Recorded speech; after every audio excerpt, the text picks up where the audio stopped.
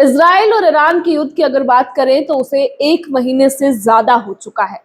ना इजराइल हार मानने को तैयार है और ना ही ईरान घुटने टेकने को तैयार है।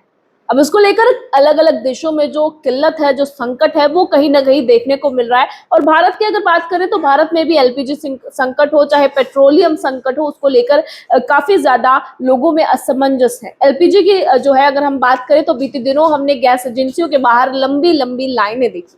हालांकि युद्ध अभी भी नहीं थमा है और इसकी कब समाप्ति होगी इसका भी कोई अंदेशा नहीं लगाया जा सकता। अगर अमेरिका के प्रेसिडेंट डोनाल्ड ट्रंप की बात करें तो लगातार वो अलग अलग तरह के स्टेटमेंट दे देते हैं। कभी वो कहते हैं कि ईरान मुझे अपना सुप्रीम लीडर बनाना चाहता है, तो कभी वो स्पीच के बाद नाचने लगते हैं, डांस करने लगते हैं। हालांकि अमेरिका में भी उनके खिलाफ जो है लगातार प्रोटेस्ट और विरोध शुरू हो चुके हैं। नो किंग्स के नाम से उनके यहाँ विरोध हो रहे हैं और ऐसी डिमांड जो है नेटिजन्स द्वारा, नागरिकों द्वारा की जा रही है कि ईरान पर जो हमला है उसे रोका जाए। साथ ही सफर कौन कर रहा है? वो दोनों देशों के सैनिक जो कि अपनी जान की बाजी कहीं ना कहीं इस युद्ध को लेकर लगा रहे हैं। आज इसी को लेकर हम एक चर्चा करने वाले हैं। मेरे साथ मेरे सहयोगी श्री राम है, जो कि इंटरनेशनल रिलेशंस या फिर जियोपॉलिटिक्स जो है उस पर लेकर अक्सर रिसर्च करते हैं और काफी ज्यादा जो है अच्छा नॉलेज इनके पास है। तो हमने सोचा कि इनसे बेहतर इंसान कोई नहीं हो सकता जिनके साथ हम इस मुद्दे को डिस्कस कर सके कि आखिर और क्या दिन ये युद्ध दिखाने वाला है, भारत पर इसका क्या असर पड़ेगा, क्या ये युद्ध थमेगा या फिर और ज्यादा लंबा खिंचेगा। श्री राम, पहले तो बहुत बहुत स्वागत है आपका। शुरुआत हम इसी से करेंगे कि 1 महीने से ज्यादा हो चुका है, ऑलमोस्ट 1 महीना हो गया है इस वॉर पहले तो हम, क्योंकि काफी सारे जो दर्शक है वो समझना भी चाहेंगे कि स्थितियां कैसे बनी उसके युद्ध की, और उसके बाद की जो है क्वेश्चन हम फिर करेंगे। स्थितियां आज से ही डिक्लेयर नहीं होती है। ट्रंप का एक 1985 के आसपास का स्टेटमेंट है, जब वो एक एंकर थे। उन्होंने कहा था 1985 में कहा था कि अमेरिका यदि चाहे तो ईरान पर एक अटैक लॉन्च कर सकता है और वहाँ के जो ऑयल डिपोज है, रिजर्व है, वहाँ को कैप्चर कर सकता है। ये आज से 40 साल पहले का स्टेटमेंट है। और अभी जो 40 साल बाद में, मतलब 80 की उम्र में आके इन्होंने खुद जो प्रेसिडेंशियल जो गवर्नमेंट इनको मिली है, तब इन्होंने खुद अटैक लॉन्च किया है। मतलब एक होता है ना कि बचपना होता है, उस टाइम कहता है ना कि मेरा विजन है कि मैं इन फ्यूचर ये करने वाला हूँ। तो ट्रंप का विजन था 40 की उम्र में कि मैं ईरान पे हमला कर। वो उस टाइम के प्रेसिडेंट को सजेस्ट कर रहे थे एज ए एंकर, मतलब जो मीडिया कर्मी होते हैं उसके फॉर्म में। तो ये इनका आज का तो है नहीं। उनका करीबन काफ़ी ऐसे डिप्लोमेट्स थे, उनको ईरान ने कैप्चर करके रखा था करीबन 1-1.5 साल तक, आज से 50 साल पहले। अगर कारण की बात करें, आप सीधा कह रहे हैं कि उनका विजन नजर आ रहा है, विजन नजर आ रहा है। क्यों लगता है आपको कि उनका ऐसा विजन है? क्या कारण हो सकता है? उससे पहले इनका इतनी दोस्ती थी अमेरिका और ईरान के बीच में, जितनी मतलब आज कह रहे हो ना कि इजराइल और अमेरिका के बीच में, उतनी ही पहले थी। लेकिन उसके बीच में फिर कुछ डाइल्यूट्स हुए, ईरान और अमेरिका के बीच में डाइल्यूट्स होने के बाद में ईरान का एक सुप्रीम लीडर था, उसको अमेरिका ने शरण दी। जैसे अभी बांग्लादेश के प्राइम मिनिस्टर को इंडिया ने शरण दी थी, शेख हसीना को, वैसे ही उन्होंने शरण दी। शरण देने के बाद में इन्होंने कहा कि जो ईरान के जो नेक्स्ट इलेक्टेड आए थे प्राइम मिनिस्टर, उन्होंने कहा कि हमें वापस चाहिए। तो अभी जो खमेनी है उस टाइम की वो थे, इनके जो पहले वाले खमेनी थे, उन्होंने कहा कि हमें जो ये प्राइम मिनिस्टर है उनको वापस करो। एक्सट्रेडिशन ट्रीटी होती है ना, उसके अकॉर्डिंग कि हमें प्रत्यर्पण संधि के तहत वापस करना चाहिए आपको। तो उन्होंने, अमेरिका ने मना किया। मैं आपसे चाहूंगी कि आप थोड़ा सा इसको समराइज करें। और आज की स्थिति आपने बताया, बिल्कुल जाहिर सी बात है, लेकिन आज की स्थिति जो है कि अब जो ये युद्ध वापस से 1 महीने पहले उभरा है, ऐसी क्या जरूरत पड़ी है, ऐसा क्या बिगड़ा दोनों देशों के बीच में? हालांकि ऐसा कहा जा रहा है, कई अगर मीडिया रिपोर्ट्स की माने या कई लोगों की जो माने, तो ऐसा भी कहा जा रहा है कि अमेरिका का इन्फ्लुएंस है इसराइल पर। उसका वो भी एक रीजन है कि दोनों देश एक साथ खड़े हैं ईरान के खिलाफ। अब आप क्या रीजन समझते हैं जिसकी वजह से ये युद्ध शुरू हुआ है? अभी का रीजन, इससे पहले का इनका ट्रंप का 3 ही था कि पहला जो अभी हुआ था, जस्ट इससे पहले 2 महीने पहले हुआ था, उसको उठा के लेकर गए थे प्रेसिडेंट को। वेनेजुएला के वेनेजुएला प्रेसिडेंट को उठा के आप लेके जानते गए हो थे। उसको। हाँ वो तो, नेक्स्ट अभी ईरान हुआ, इसके बाद में क्यूबा को नंबर में लाया गया कि क्यूबन क्राइसिस भी वेनेजुएला की वजह से ही हुआ है। वेनेजुएला अपना जो ऑयल था वो देता था क्यूबा को, और क्यूबा अपना फोर्सेज थी वो वेनेजुएला को ट्रांसफर करता था as a security personal, presidential security के तो तौर कहीं ना कहीं वो जो एक टाइप था क्यूबा था वो और टूट वो गया। तोड़ने की और कोशिश भी की गई। 11 जनवरी के बाद में वहाँ की जितनी भी ऑयल के रिजर्व थे वो सप्लाई होने बंद हो गए थे वेनेजुएला की तरफ से। और इसके बाद में नेक्स्ट जो हुआ ईरान की तरफ जो अटैक होना था। ईरान का अटैक इसलिए भी हुआ है कि इजराइल चाहता है कि इन्हें हम बर्बाद कर देंगे, और ईरान चाहता है कि हम इजराइल को बर्बाद कर देंगे। लेकिन होना जाना दोनों से कुछ नहीं है, और इसकी वजह से स्ट्रेट ऑफ हॉर्मुज भी एकदम ब्लॉकेड स्थिति में आ चुका है।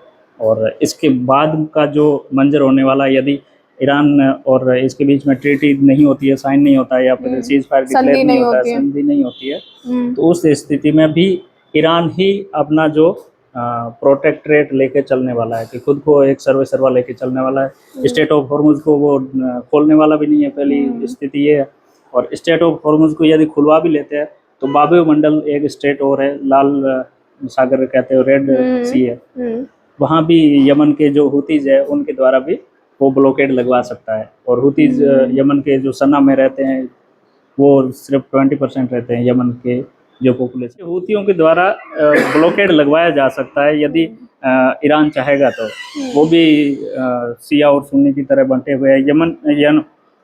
यमन के जो सना कैपिटल है वहाँ पे इनका हुतियों का कब्जा है। हुती जो रिबेल्स हैं वो ईरान के अकॉर्डिंग ही काम करते हैं, जैसे IRGC जैसे डायरेक्शन देती है उसी अकॉर्डिंग ही वो काम करने वाले होते हैं। तो ईरान इस स्टेज पे बहुत ही बैकबोन स्थिति में चल रहा है, और ईरान की बैकबोन ही तो KGB करती है। KGB पूरे वो KGB से आपका क्या मतलब है? KGB मतलब रशिया की जो एलिट फोर्स, और जैसे कह सकते हैं ना खुफिया एजेंसी, जैसे रो इंडिया की खुफिया एजेंसी है, तो रो को भी कभी कभार इंटेल प्रोवाइड करती है वो KGB।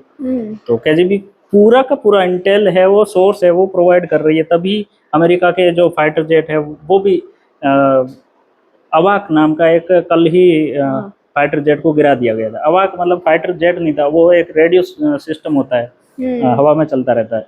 जैसे अमेरिका का कोई प्रेसिडेंट निकल रहा होगा ना किसी दूसरे देश की जो टूर होती है उस पर, तो वो अवाक सिस्टम पहले से चल रहा होता है कि वहाँ रेडियो सिग्नल ब्लॉक कर सकता है, उस अकॉर्डिंग अवाक सिस्टम को भी उन्होंने जो डिस्ट्रॉय कर दिया। अवाक सिस्टम, एक अवाक सिस्टम बनने के लिए लगभग $700 मिलियन का खर्चा आता है, और उसको 5 साल लगते हैं एक अवाक सिस्टम को बनने में। तो सोचो कि कितना मतलब फ्रंट फेज पे खेल रहा है ईरान। और ये ईरान खेलने के लिए सिर्फ और सिर्फ इंटेल और सोर्स चाहिए होते हैं, वो सोर्स KGB प्रोवाइड कर रही है रशियन, और इस सोर्स के बगैर ईरान कुछ नहीं है, जीरो है। तो आप कह रहे हैं सीधा सीधा कि कहीं ना कहीं बैकबोन ईरान की बैकबोन कुछ और रशिया होता है। जैसे पर्दे के आगे कोई खेलने वाला और होता है, लेकिन पर्दे के पीछे गेम प्ले तो करने यहाँ वाला आपको कुछ और रशिया होता आप है। कह रहे हैं पर्दे के पीछे? पर्दे के पीछे है, श्योर।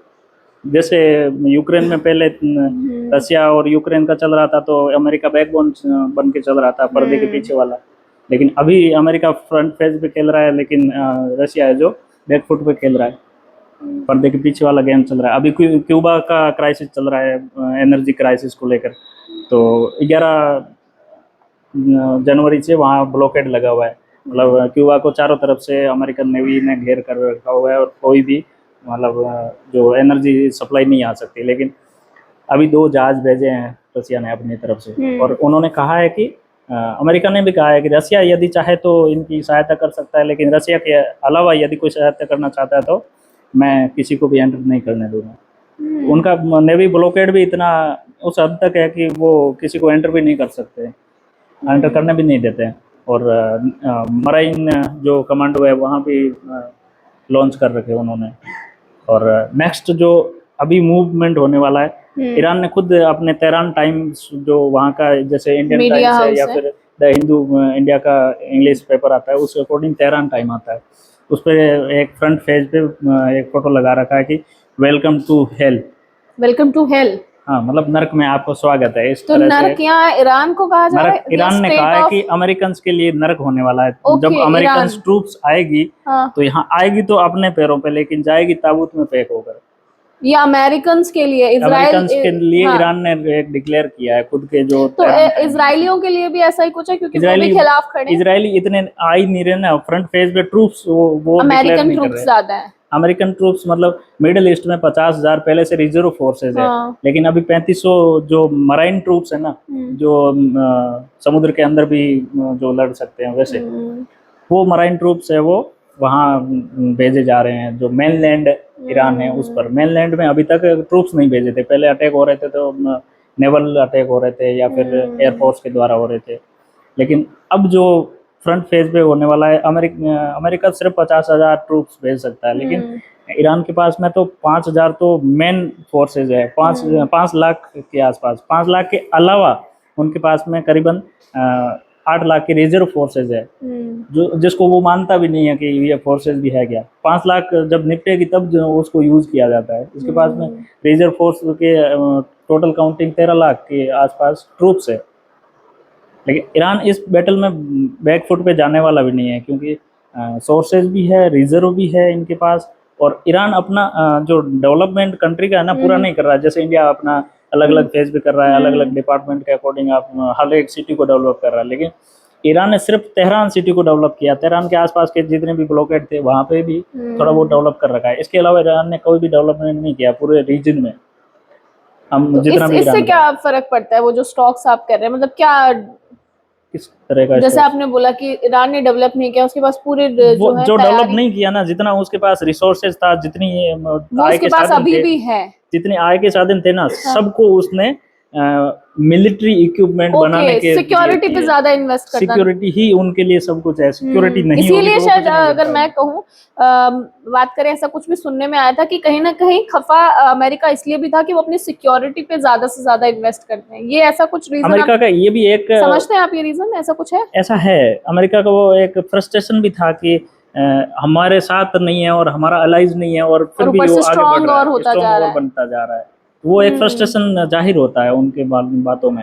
और दूसरा फ्रस्ट्रेशन इनका ये भी था कि इससे पहले जो वेनेजुएला का तेल इन्होंने कैप्चर किया और मादुरो को कैप्चर करके वो लेके गए रातों रात, तो इनके बाद इनके जितने भी मंसूबे थे वो थोड़ा, कहते हैं ना कि पांचों उंगलियां घी सफल में हो थी। गए कहीं ना कहीं, तो मंसूबे उनकी सफल हिम्मत होने लगे, बढ़ी है। एक मंसूबा जब सफल होने लगता है ना तो उनको लगता है कि हमारी पांचों उंगलियां घी में नजर आ रही है, तो दूसरे पे अटैक किया तो इनको थोड़ी जो कहते हैं ना कि मुंह की खानी पड़ी। क्योंकि ईरान झुकने वाला झुकने नहीं वाला है। नहीं है, जो ईरान जाए, लेकिन ईरान के पीछे जो रिसोर्स और जो इंटेल प्रोवाइड करने वाली है ना, ये भी चाइनीज एजेंसी भी करती है, रशियन भी करती है, केजीबी। चाइनीज एजेंसी की आपने बात की है, ये आप कैसे कह सकते हैं कि चाइना ने बहुत सारे रिसोर्स प्रोवाइड किए हैं, पाकिस्तान के रास्ते किए हैं, जो बलूचिस्तान में होकर जाते हैं। इस युद्ध के टाइम में भी चाइना ने बहुत सारे इक्विपमेंट प्रोवाइड किए हैं, लिटरली। क्या रिसोर्सेस है ये इंफॉर्मेशन का? ड्रोन जितने भी थे वो अभी इन्होंने प्रोवाइड किए हैं चाइना ने। और उससे पहले जो बायरक्तार ड्रोन है, ये बायरक्तार ड्रोन सिर्फ ईरान के ही है, लेकिन ईरान की जो फैक्ट्रियां हैं वो रशिया में लगी हुई है, वहाँ से आ रहे हैं। तो नहीं, आप वो चाइनीज जो सेगमेंट आपने बोला वो क्लैरिफाई करें, उनका क्या रिसोर्सेज है, आप मतलब कैसे कह सकते हैं? चाइना उतना रिसोर्स दे रहा है जितना रशिया नहीं दे रहा है। हाँ, आज के टाइम में चाइना को अलाइज चाहिए, चाइना के पास में अलाइज इससे बड़ा कोई हो नहीं सकता है ईरान से बड़ा। के बड़ा। जैसे एनर्जी के सोर्स के तौर पर एनर्जी सबसे ज्यादा ईरान से परचेज करता है वो, इसी वजह से साथ दिया जा रहा है। जितना भी एनर्जी चाइना का ईरान का एक्सपोर्ट हो रहा है उसका 90% ऑलमोस्ट चाइना परचेज कर रहा है। सोचो तो वो डॉलर में नहीं कर रहा है, सोचो वो युआन में कर रहा है, चाइनीज करेंसी है। और जब स्टेट ऑफ हॉर्मुज पे ब्लॉकेड लगा था उस टाइम ईरान ने भी कहा था कि यदि आप डॉलर में पेमेंट करते हैं तो आपको जाने नहीं दिया जाएगा, आप हमें पेमेंट करें लेकिन युआन में करें, तब आपको ब्लॉकेड से पार करवा देंगे, अदरवाइज हम आपको जाने भी नहीं देंगे। ऐसी स्थिति भी बनी थी पिछले 10-15 दिन पहले। और यूएस कोई भी जैसे अपने जहाज को पार करवाना चाहता तो पर डे के उनको कॉस्ट देनी पड़ती है 2 बिलियन यूएस डॉलर। तो सोचो उनके लिए, उनकी जो कांग्रेस है, कांग्रेस मतलब पार्लियामेंट के, इंडिया की पार्लियामेंट है ना, उस तरह उनका पार्लियामेंट को कांग्रेस बोलते हैं। वहाँ के कांग्रेस के जो पर्सन थे, उन्होंने जो इलेक्टेड पर्सन थे, उन्होंने आवाज़ उठाई कि हमारे को क्यों देना पड़ रहा है, जब युद्ध से पहले हमें कोई पे नहीं करना पड़ रहा था, लेकिन युद्ध के बाद में हमें इतना पे करना पड़ रहा है, $2 बिलियन US पर डे का पे करना पड़ रहा है। तो सोचो कितना उनको सरचार्ज बढ़कर उनके मार्केट में महंगाई बढ़ रही होगी। लेकिन यूएस का शेयर मार्केट है वो ऑलमोस्ट कोलैप्स हो रखा होता है। और अब लगभग ट्रम्प है जो नेगोशिएशन के फेज पे आ चुके हैं। इससे ज्यादा इनके पास में पावर भी नहीं है, इनके पास में नेगोशिएशन का फेस आपने कैसे बोला, मतलब ऐसा क्या क्यों लगता है आपको? पिछले तो अगर प्रधान जो राष्ट्रपति ट्रम्प के बयानों की अगर हम बात करें तो वो इस तरह के बयान देते हैं कि ईरानी जो अधिकारी है वो मुझे मैसेज करते हैं, संदेश भिजवाते हैं कि आप सुप्रीम लीडर बन जाओ, फिर आप नेगोशिएशन, ये थोड़ा सा ऐसा तो ये MBS जो सऊदी के क्राउन प्रिंस है, उनके बारे में भी ट्रम्प बोल चुके हैं कि ये तो ऐसा ही है, ये तो मेरे को कुछ भी बोलता है, ये तो मतलब उनके बारे में इतनी भद्दी टिप्पणियां कर रखी है कि मैं एक प्लेटफॉर्म पे इतना आपको बता भी नहीं सकता। तो ट्रम्प का स्टेटमेंट का कोई वो इलॉजिकल टाइप का सर पैर नहीं नजर आता, सर पैर है नहीं कुछ, जो जमीनी स्तर है उनके स्टेटमेंट का कुछ भी नजर नहीं आता है। जितना वो कह रहे हैं कि हमारा कोई नुकसान नहीं हुआ, लेकिन सऊदी अरब ने कल ही काफ़ी चीज़ें रिलीज की है। आपने जो सऊदी अरब में US का एयरबेस है उसकी फ़ोटोज़ रिलीज़ की, तब पता चला कि वहाँ तो 10-15 के आसपास फाइटर जेट उनको तबाह कर रखा है ईरान में। तो ऐसा है कि वो दिखा कम रहे हैं, मतलब 2% के आसपास दिखाया जा रहा है, इससे ज़्यादा दिखाया नहीं जा रहा है। मतलब कहीं ना कहीं जो राष्ट्रपति ट्रम्प है वो मानने को तैयार नहीं है कि हमारी स्थिति बिगड़ती जा रही है। इनका एक पॉलिटिकल एजेंडा होता है कि आप झूठ इतना परोस दो कि सच का पता ही नहीं चले सच क्या था।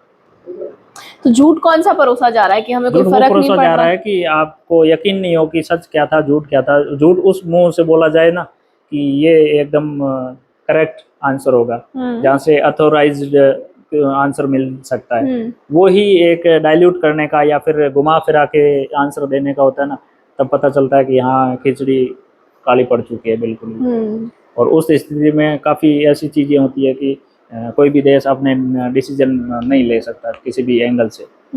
उस केस में इंडिया भी अपने किसी भी टाइप का स्टेटमेंट जारी भी नहीं करता है। इंडिया जैसे थर्ड वर्ल्ड कंट्री को रिप्रेजेंट करने वाला कंट्री होता है, तो वो थर्ड वर्ल्ड कंट्री इस इंडिया को इस लिए भी कहते हैं कि जो एक तो फर्स्ट वर्ल्ड कंट्री वो जो अमेरिका के खेमे में थे, और सेकंड वो जो रसिया के खेमे में थे, थर्ड ये जो नॉन अलाइनमेंट मूवमेंट के जो संस्थापक देश थे, साउथ अफ्रीका, ब्राज़ील, इंडिया वगैरह, ये नॉन अलाइनमेंट मूवमेंट के उस टाइम के जब जवाहरलाल नेहरू ने इनकी स्थापना की थी, मूवमेंट के संस्थापक देशों में भारत का नाम था। तो ये थर्ड वर्ल्ड कंट्री को रिप्रेजेंट करते हैं, और उस कंडीशन में इंडिया अपना स्टेटमेंट इसलिए भी जारी नहीं करता कि हमें कल को किसके साथ में क्या टाइज करने मतलब कहीं ना कहीं जो इल्जाम अक्सर जो है हमारे यहाँ पे लगाए भी जा रहे हैं, नागरिक लगा देते हैं कि प्रधानमंत्री या फिर हमारे देश की तरफ से ईरान को सपोर्ट नहीं किया जा रहा है या कुछ नहीं किया जा रहा। उसका कारण कहीं ना कहीं एक ये भी बन जाता है कि अपने देश की सिक्योरिटी को ज्यादा फर्स्ट सिक्योरिटी है कि हम खुद बचाव करें। दुनिया में क्या चल रहा है उससे कोई मैटर नहीं कर रहा, खुद का जो है सेल्फ इंटरेस्ट सबसे फर्स्ट रखा जाए ना, ये बेस्ट है। सेल्फ इंटरेस्ट ही मतलब भारत कहीं ना कहीं दोनों ही देशों के साथ नहीं बिगाड़ना चाह रहा है, कुछ भी, और उसका कारण कहीं ना कहीं ये भी है कि युद्ध में समझदारी दिखाते हुए आप अपने नागरिकों की सुरक्षा पहले सुनिश्चित करो। फर्स्ट सिक्योरिटी खुद की होनी चाहिए, खुद का होगा तो दूसरे को सिक्योरिटी प्रोवाइड करेगा, खुद का सिक्योरिटी नहीं है तो दूसरे को क्या करेगा। जैसे अभी पाकिस्तान की बिद्दी कट रखी है, पाकिस्तान पहले सऊदी अरब के साथ में टाइज कर रखी थी, उन्होंने एग्रीमेंट कर रखा था कि आपके ऊपर यदि अटैक होता है तो पाकिस्तान पर अटैक माना जाएगा, और आपके ऊपर अटैक होता है तो हम न्यूक है जो न्यूक्लियर अटैक कर सकते हैं किसी और पे। लेकिन फिर ईरान ने उन पे अटैक कर दिया, तो ईरान को भी कह रहा है कि आप मतलब धैर्य रखो, किसी पे अटैक मत करो, और सऊदी को भी कह रहा है आप धैर्य रखो। लेकिन उन पे अटैक हो रहा है, लेकिन ये पाकिस्तान कुछ नहीं बोल रहा है। पाकिस्तान ने पैसे भी खा लिए, सब कुछ कर लिया उन्होंने, पैसे मतलब टाइज इस तरह से हुई थी कि हम इतना आपको पैसा प्रोवाइड करेंगे पर ईयर और आप सिक्योरिटी हमें प्रोवाइड करोगे। लेकिन पाकिस्तान वो पैसा भी डकार गया और सिक्योरिटी के नाम पे लूल हो गया एकदम। पाकिस्तान आज से नहीं है, पाकिस्तान काफ़ी मतलब जब से पाकिस्तान का जन्म हुआ है ना तब से ये बिचौलिए का ही काम कर रहे हैं। उससे पहले जब चाइना का इमर्ज हो रहा था, और उस टाइम अमेरिका और चाइना के बीच में बायलैटरल टाइज नहीं थी, उस टाइम में भी पाकिस्तान ने ही मीडिएटर का जो काम है जो किया था। अभी भी पाकिस्तान खुद ही कह रहा है कि हम ईरान और अमेरिका के बीच में मीडिएटर का काम कर सकते हैं। और पाकिस्तान के प्रधानमंत्री शहबाज शरीफ और जो आर्मी चीफ है, उन्होंने दोनों ने काफ़ी देशों को, कतर है, बहरीन है, सऊदी अरब है, यूएई है, इनको कॉल कर करके बोला है कि हमें क्या करना चाहिए, क्या नहीं करना चाहिए, उस अकॉर्डिंग। तो ये उस फॉर्म में भी काम कर रहे हैं। ये सिर्फ और सिर्फ मीडिएटर के तौर पे भी काम कर सकते हैं, ऐसा ही है। लेकिन पैसा खाने के हथकंडे अपनाए जा रहे हैं कि इस तरह से भी पैसा खा सकते हैं, उस तरह से भी। इस वॉर जोन के बीच में भी आईएमएफ से 2 बिलियन के आसपास का लोन इनको सैंक्शन हुआ है। तो सोचो कि इनका एजेंडा क्या है, सिर्फ पैसे डकारना है और कुछ नहीं है। और अच्छा, अभी एक खबर भी काफी ट्रेंड कर रही थी कि पाकिस्तान में 2 से 3 अप्रैल के बाद लॉकडाउन लग सकता है, इस तरह की खबरें आ रही थी, क्या बोलेंगे? ऐसा हो भी सकता है क्योंकि एनर्जी क्राइसिस उन पे ज्यादा है। और उन पे ज्यादा होने का क्या उन पे कारण? ज्यादा होने का कारण है कि इंडिया ने तो एनर्जी की सोर्स थे वो ले आया था, इंपोर्ट कर लिए थे। जो एलपीजी के टैंकर्स थे 2 आगे थे, और उसके बाद में भी बैक टू बैक आ ही रहे हैं। लेकिन इन्होंने क्या किया कि ईरान ने कहा कि फ्रेंडली जो देश है हमारे साथ में, भारत है, पाकिस्तान है, 1-2 कंट्रीज के और भी थे, उनको हम जाने दे सकते हैं बिना कोई टोल फीस के। भारत और पाकिस्तान, भारत, पाकिस्तान और 2 देश और थे। तो पाकिस्तान ने क्या गेम खेल लिया कि 1-2 टैंकर तो ले लिए, उसके बाद में जो यूएस के टैंकर्स थे और पाकिस्तान ने अपना फ्लैग लगा के उनको उस रास्ते से और स्टेट ऑफ हॉर्मुज़ से पार करवा दिया। ये क्या इस इंफॉर्मेशन का मतलब कैसे आप ये सुनिश्चित करेंगे, क्या सोर्स है इसका? सोर्स ट्रम्प खुद है। ट्रम्प खुद ने कहा है कि स्टेट ऑफ हॉर्मुज़ से तो हम 10 टैंकर्स लेके आ चुके हैं। तो उन्होंने वो फ्लैग चेंज करके लाया गया था। हाँ, मीडिया पर्सन ने इसी पूछा कि वजह से आप कहीं ना कैसे कहीं ईरान से जो है पल्ला झड़ चुका है पाकिस्तान का। इसलिए मीडिएशन कर रहा है ना ईरान, पाकिस्तान ईरान के बीच में।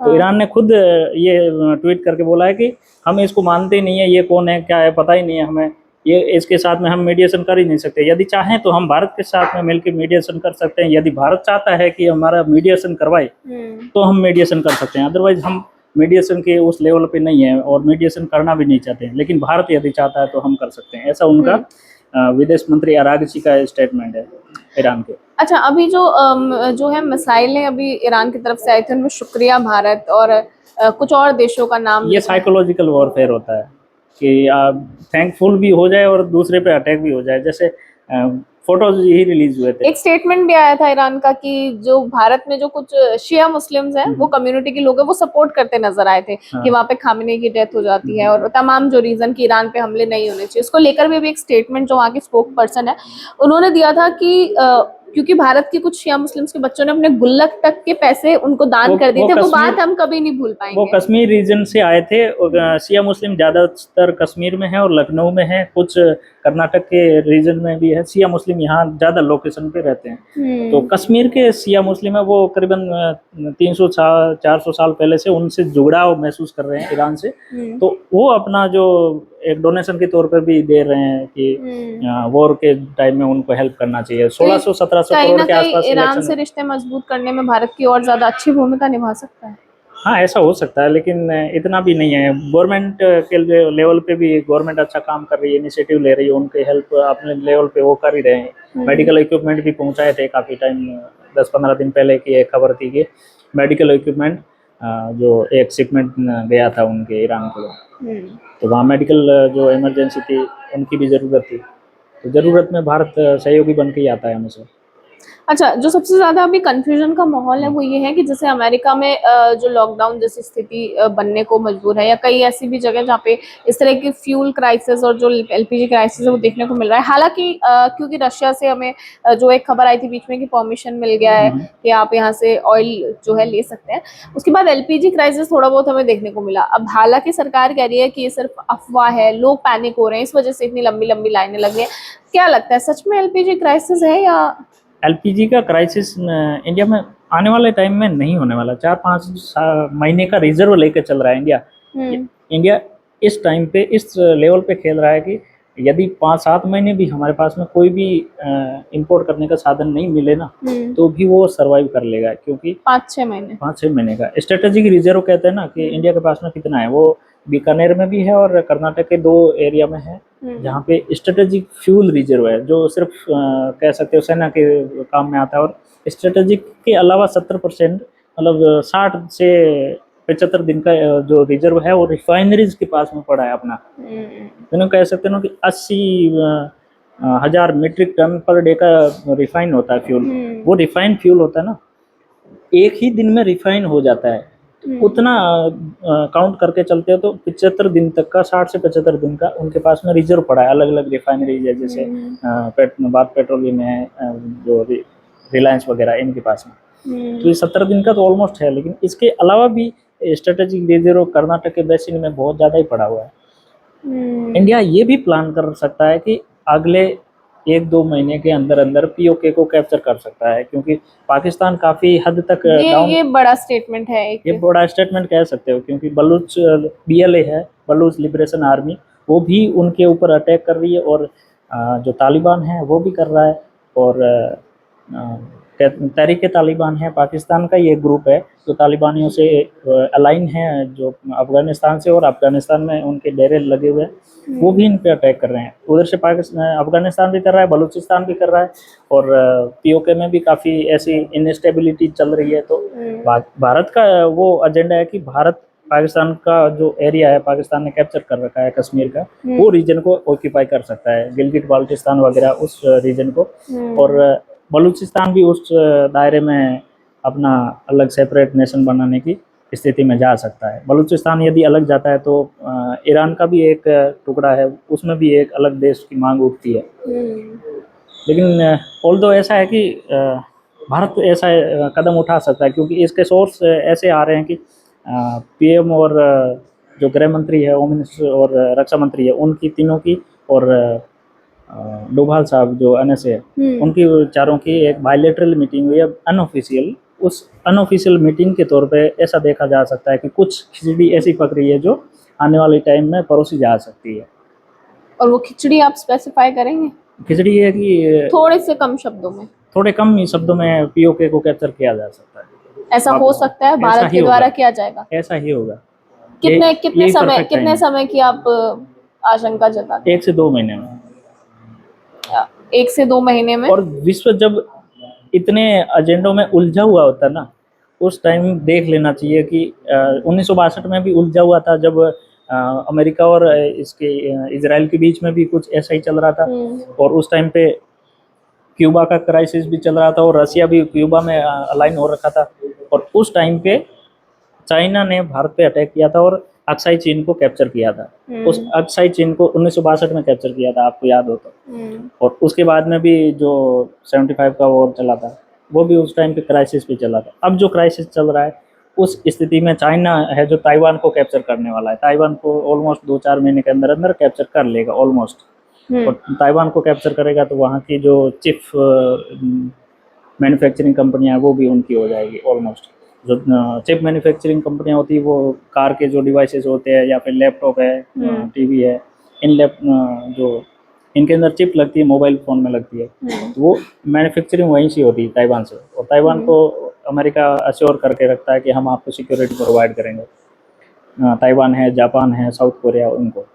लेकिन अब स्थिति ऐसी बन रही है कि चाइना खुद कैप्चर करना चाह रहा है उनको, और उस स्थिति में भारत भी चाहता है कि एक्सपेंड किया जाए, मतलब बढ़ाव किया जाए अपना, और बढ़ाव सिर्फ पीओके के मद्देनज़र देखा जा सकता है। और नॉर्दर्न कमांड है भारत का, नॉर्दर्न, साउथ और नॉर्थ ईस्ट का अलग अलग कमांड है वैसे। उस कमांड को इंस्ट्रक्शन दिए जा सकते हैं कि आपको कभी भी कुछ भी करना पड़ सकता है, और काफ़ी मूवमेंट भी आर्मी के ऐसे देखे जा सकते हैं। ऐसा अपन विजुलाइज कर सकते हैं। आगे आने वाले 1-2 महीने में आपको देखने को मिल जाएगा बहुत सारी चीज़ें, ये चीज़ें। अच्छा, अभी अगर बात करें, जो ईरान, इजराइल और अमेरिका भी कहीं ना कहीं इस युद्ध में शामिल है, क्या लग रहा है, क्या स्थितियां होंगी, कितना लंबा चलने वाला है? अमेरिका ज़्यादा खींच के चलना भी नहीं चाहता, और अमेरिका यदि ज़्यादा लंबा खींच के चलेगा तो मिड टर्म इलेक्शन आने वाले अमेरिका में। हाँ, तो उस स्थिति में अमेरिका नहीं चाहता कि मिड टर्म में वो हार जाए, या फिर उनकी सीटें वो कम हो जाए। अभी भी जो ट्रम्प की पार्टी है, उनको सिर्फ 7 ही सीटें मेजोरिटी में है उनके पास। यदि वो मिड टर्म में हार जाते हैं, और या फिर मिड टर्म में उनको इलेक्शन में सीटें कम मिल जाती है, तो वो किसी भी प्रकार का बिल पास नहीं कर पाएंगे। जैसे राज्यसभा और लोकसभा होती है, वैसे ही उनका सीनेटर होते हैं। अच्छा, कहीं ना कहीं जो प्रोटेस्ट नो किंग्स के नाम से चल रहा है, वो भी ईरान, जो युद्ध चल रहा है, ये इसी की वजह से है, इस वजह तो से ये भी कहीं खतरा है उनके लिए? ये उनके लिए खतरा ये भी इसलिए प्रेशर आ रहा है। वो सिर्फ मिड टर्म इलेक्शन होने वाले हैं, इसीलिए ही वो नो किंग्स प्रोटेस्ट करके जो प्रोटेस्ट लॉन्च किए गए हैं। अमेरिका की ऑलमोस्ट 3000 मेजरली सिटी है ना, बड़ी बड़ी सिटी, उनमें ये प्रोटेस्ट लॉन्च हुए हैं। करीबन मतलब 70 से 80 लाख लोगों ने वहाँ उस प्रोटेस्ट में हिस्सा लिया है, पार्टिसिपेट किया है। तो ये प्रेशर बना रहा है कहीं ना ये कहीं। प्रेशर की टैक्टिक्स है। जो ओपोजिशन पार्टी, अमेरिका में 2 ही पार्टी है मेजरली, तो उन ओपोजिशन पार्टी ने ये जो प्रोटेस्ट है वो लॉन्च किया नो किंग्स नाम से। तो ये काफी इनको बैड इफेक्ट देने वाला है आने वाले टाइम में, और ट्रम्प को वैसे ही मिलने वाला है। और दूसरा है कि अब यूक्रेन है जो MBS जो UAE और सऊदी अरब है ना, वहाँ पे बायलैटरल एग्रीमेंट करके गया है बिना किसी मीडिएशन के। मतलब पहले अमेरिका के भी पीछे पीछे चलता था, और अमेरिका ने खुद डोनाल्ड ट्रम्प ने खुद ही कहा था कि आपके पास में कोई भी ईंट का इक्का नहीं है जिससे तुम प्ले कर सकते हो। जो यूक्रेन के राष्ट्रपति थे, प्रेसिडेंट, उनको कहा था कि तुम कुछ नहीं कर सकते इस स्थिति में मेरे बिना। लेकिन जेलेंस्की है जो खुद अब सऊदी अरब और UAE के पास में आया, 3 दिन पहले की खबर है, और वो ये एग्रीमेंट करके गया है कि मैं चाहता हूं कि आपके ऊपर जितने भी ड्रोन अटैक हो रहे हैं उनका जो एंटीसिपेट मतलब एंटी ड्रोन का टेक्निक है वो मैं आपको प्रोवाइड करूं, और एंटी ड्रोन जो मैकेनिज्म चलाने वाले हैं उनका भी मैं आपके साथ में शेयर कर सकता हूं, क्योंकि मेरे पास में 4 साल का अनुभव है, एक्सपीरियंस शेयर कर रहा है वो कह रहा है कि रसिया जैसे मैं सुपर पावर से लड़ रहा हूं, तो आपके पास में मैं टेक्नोलॉजी शेयर कर सकता हूं। इसके बेसिस पे उन्होंने काफ़ी मतलब मनी चार्ज भी किया है। उसको चाहिए, यूक्रेन के राष्ट्रपति को तो पैसा चाहिए वॉर के जोन में, और पैसा देने के लिए UAE सऊदी अरब वगैरह तैयार बैठे हैं। तो इनके पास पैसा है लेकिन टेक्नोलॉजी वगैरह कुछ नहीं है। ये सिर्फ पहले अमेरिका के बेसिस पे पल रहे थे कि सिक्योरिटी वो प्रोवाइड करेगा, लेकिन अब वो सिक्योरिटी वो प्रोवाइड कर नहीं रहा, और क्योंकि अमेरिका खुद ही ऐसे हो चुका है कि उनको सिक्योर भी नहीं कर सकता। अपने जो ट्रूप्स हैं अमेरिकी, वो होटलों में रह रही है, वहाँ के आर्मी के और एयरफोर्स के जितने बेस है, एयरफोर्स बेस होते हैं ना, मिलिट्री कैंप को छोड़ के UAE, कतर, बहरीन वगैरह के होटल में रह रहे हैं। तो इनकी स्थिति ऐसी हो रखी है कि मतलब दिवाला निकल चुका है, इस तरह से कह सकते हो। और कल एक वीडियो जारी हुआ था कि अमेरिकन ट्रूप्स जो ईरान पर अटैक करने जाने वाली है, वो खुद मतलब मेंटली इतने टॉर्चर हो रखे हैं, मेंटली प्रेशर में है कि वो खुद रो रहे हैं। जैसे एक बार हुआ था ना कि चाइनीज़ अटैक इंडिया पे होने वाला था, 2023 के आसपास का था, तो वहाँ उस टाइम पे एक वीडियो रिलीज हुआ था कि चाइनीज़ जो मिलिट्री के पर्सन है वो रो रहे हैं कि इंडिया के साथ में कौन वॉर करने जाएगा, वॉर में नहीं जाना चाहिए, उस फेम में आ चुके हैं। ऐसा भी देखा जा रहा है। इस तरह की स्थितियां हैं, मतलब जब वो आप बहुत मतलब पेंच लेवल की स्थिति कह सकते हो आने वाले टाइम में, और होने वाली है अगले 1-2 महीने में। फिर थोड़ा डाइल्यूट करके चलना पड़ेगा। देखिए, जो ईरान इजराइल का जो युद्ध था काफी ज्यादा सुर्खियों में जो तो है ही, लेकिन इसका प्रभाव अलग अलग देशों पे था। मेरे सहयोगी जो हैं श्री राम, उनका मैं धन्यवाद करूंगी कि वो आज हमारे साथ जुड़े। तमाम जो इनकी रिसर्च थी, क्या कुछ हो सकता है या क्या संभावनाएं हैं, वो हमने आपको समझाने की कोशिश की, और साथ ही इस युद्ध का क्या कारण था, क्या परिणाम लेके आएगा, वो भी कहीं ना कहीं डिपिक्ट करने की कोशिश करी है।